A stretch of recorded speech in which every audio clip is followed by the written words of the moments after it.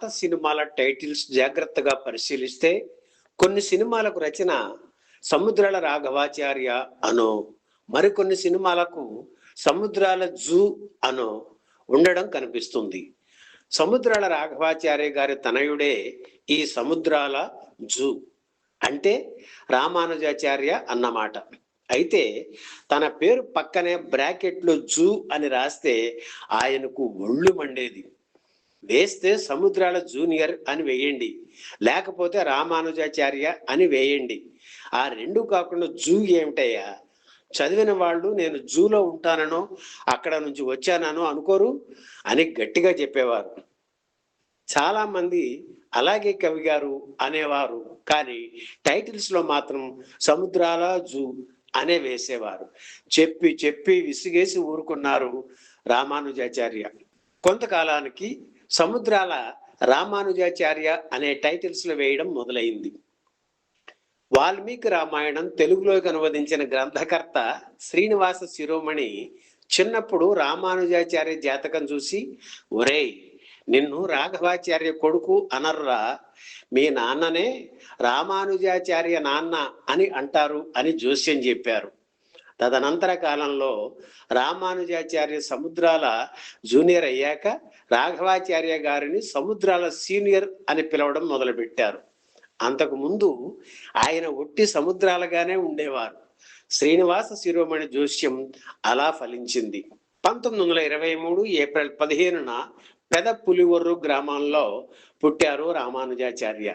రాఘవాచార్య గారికి ఆచార్య రామానుజులు అంటే అభిమానం, భక్తి ఎక్కువ. అందుకే తన కుమారుడికి తమ ఇలవేల్పు వెంకటేశ్వర స్వామి పేరు కలిసి వచ్చేలా వెంకట రామానుజ స్వామి అని పేరు పెట్టారు. అయితే మద్రాస్ యూనివర్సిటీ ఆ పేరును వెంకట రామానుజాచార్యులుగా మార్చి బిఎస్సి డిగ్రీ ఇచ్చింది. తనకు 13వ ఏడు వచ్చే వరకు పెదపులివరులోనే చదివారు రామానుజాచార్య. 1వ ఫారంలో ఉండగానే ఆయన పద్యాలు రాయడం ప్రారంభించారు. ఆ పద్యాల్లో ఉత్సాహం, భావం, కవిత్వ ధోరణి పెద్ద సముద్రాల గారిని ఆకట్టుకుని పర్వాలేదు అనుకున్నారు.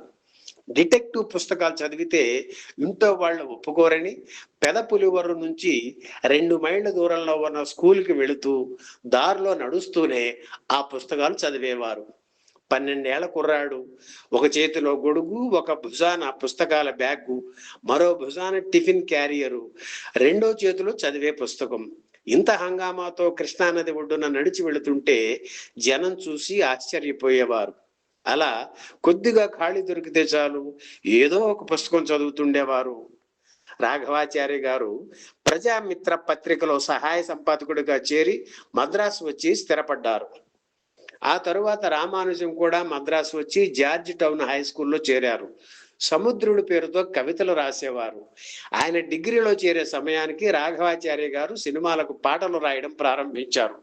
తనకు ఇష్టం లేకపోయినా అక్కినేని 1944లో నటించిన మాయాలోకం చిత్రానికి ఒక పాట రాశారు. అది కూడా సముద్రుడి పేరుతోనే. ఆ ఏడాదే ఆయనకు వివాహం జరిగింది. తండ్రితో కలిసి రాసిన కడలి పొంగు కవితా సంకలనం కూడా ఆ ఏడాదే పుస్తక రూపంలో వెలువడింది. రామానుజంలోని ప్రతిభ గమనించి రాఘవాచార్య గారి మిత్రులు కొందరు ఆయన్ని కూడా సినిమా రచయితగా పరిచయం చేయమని చెబితే, సినిమా రచయితకు స్వతంత్రం లేదు, స్వతంత్ర భావాలకు ఇక్కడ చోటు ఉండదు, నేను వచ్చాను కాబట్టి తప్పదు, వాడు ఇంజనీర్ కావాలని నా కోరిక అనేవారు రాఘవాచార్య గారు.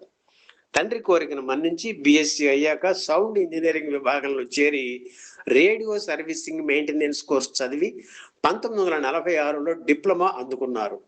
1949 జనవరి నెలలో వాహిని స్టూడియోలో సౌండ్ డిపార్ట్మెంట్లో చేరారు రామానుజం. తదనంతర కాలంలో దర్శకుడు కె విశ్వనాథ్ కూడా అప్పుడే ఆ శాఖలో చేరారు. ఇద్దరు 3 నెలలు అప్రెంటిస్ గా చేసి ఆ తర్వాత 3 నెలలు అసిస్టెంట్స్ గా పనిచేసి 6 నెలల తరువాత రికార్డిస్టులు అయ్యారు. ఎప్పుడు బిజీగా ఉండే వాహిని స్టూడియోలో పనిచేయడం వల్ల రామానుజంకు సాంకేతిక విషయాలు అర్థమయ్యాయి. షార్ట్స్ తీయడం ఎలాగో తెలిసింది. అలాగే ఇంటి దగ్గర తండ్రికి స్క్రిప్ట్ రచనలో సహాయకుడిగా ఉంటూ సినిమా రచనా విధానాన్ని అర్థం చేసుకున్నారు రాఘవాచార్య. రాఘవాచార్య రామానుజుల అనుబంధం గొప్పది. కొడుకుకు పూర్తి స్వేచ్ఛ ఇచ్చేవారు రాఘవాచార్య గారు.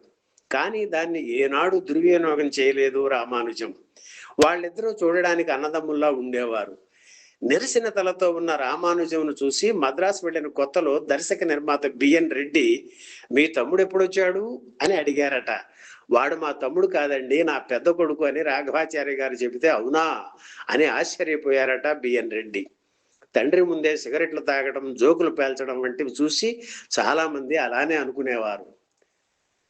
ఒక 2 ఏళ్ళు రచయితగా పనిచేయి, అందులో నువ్వు పైకి రాలేకపోయావనుకో, నిన్ను మళ్ళీ శబ్దగ్రహణ శాఖలోకి సీనియర్ గానే తీసుకుంటా అని రామానుజం గురువు, వాహిని స్టూడియో శబ్దగ్రహణ శాఖాధిపతి కృష్ణ అయ్యర్ ఒకరోజు చెప్పారు. ఆ మాటలు రామానుజంలో కొత్త ఆసక్తిని రేకెత్తించాయి. తండ్రితో ఆ విషయం చెప్పారు. నీ రాత ఎలా ఉంటే అలా జరుగుతుంది, నీ ఇష్టం అన్నారు రాఘవాచార్య.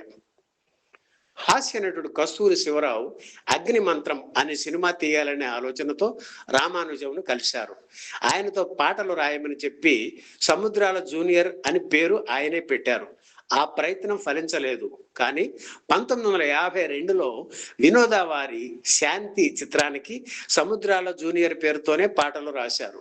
ఆ తరువాత అమ్మలక్కలు చిత్రానికి పాటలు రాశారు. మాయాలోకం సినిమాతో అక్కినేని చిత్రానికి తొలిసారిగా పాట రాసిన రామానుజం మళ్ళీ ఆయన నటించిన బ్రతుకు తెరువు సినిమాకు పాటలు రాశారు. అందులోని అందమే ఆనందం పాట రామానుజంకు ఎంతో మంచి పేరు తెచ్చింది. ఆ పాటతో ఆయన గీత రచయితగా బిజీ అయ్యారు. పాటలు రాయడానికి, తండ్రికి సహాయం చేయడానికి రామానుజం చిత్ర నిర్మాణ సంస్థల ఆఫీసులకు వెళుతుండేవారు. ఆయన ప్రతిభ గమనించిన ఎన్టీఆర్ మాటల రచయితగా పరిచయం చేయాలనుకున్నారు. తన సొంత చిత్రం తోడు దొంగలతో తొలి అవకాశం ఇచ్చారు. ఆ సినిమా హిట్ కాకపోయినా రచయితగా ప్రశంసలు అందుకున్నారు రామానుజం. ఆ తర్వాత ఎన్టీఆర్ తీసిన జయసింహ చిత్రానికి మాటలు రాశారు రామానుజం. ఆ సినిమా పెద్ద హిట్. ఇక అప్పటి నుంచి మాటలు పాటలు రాయడం ప్రారంభించారు రామానుజం. జయసింహ చిత్రం తర్వాత ఎన్టీఆర్ కు మరింత సన్నిహితుడయ్యారు రామానుజం. జూనియర్ భాయ్ అని ఆప్యాయంగా పిలవడమే కాకుండా సొంత సోదరుడిలా ఎన్టీఆర్ చూసుకునేవారు.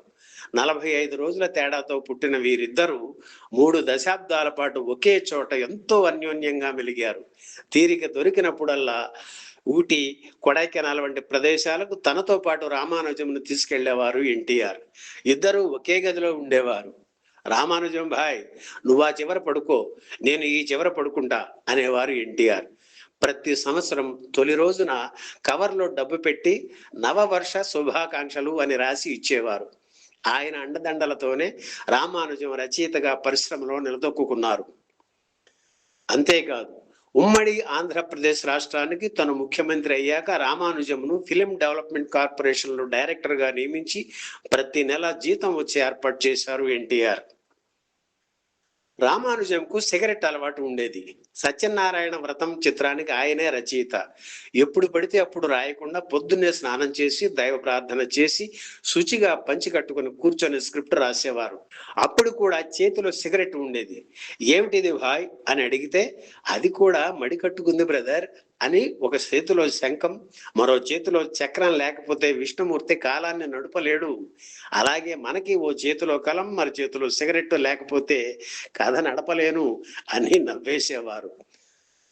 ఘంటసాల రామానుజం మంచి మిత్రులు.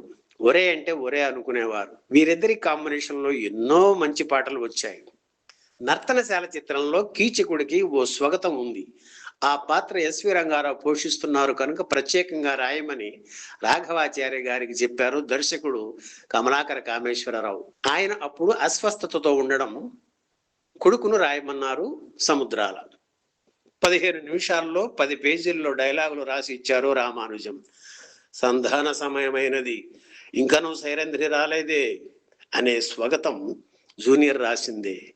ఈ విషయం తెలుసుకున్న రంగారావు, ఓ జూనియర్ రాశాడా, బాగా రాశాడయ్యా, ఇంకా జూనియర్ ఏమిటి, సీనియర్లా రాస్తాను అని మెచ్చుకున్నారు.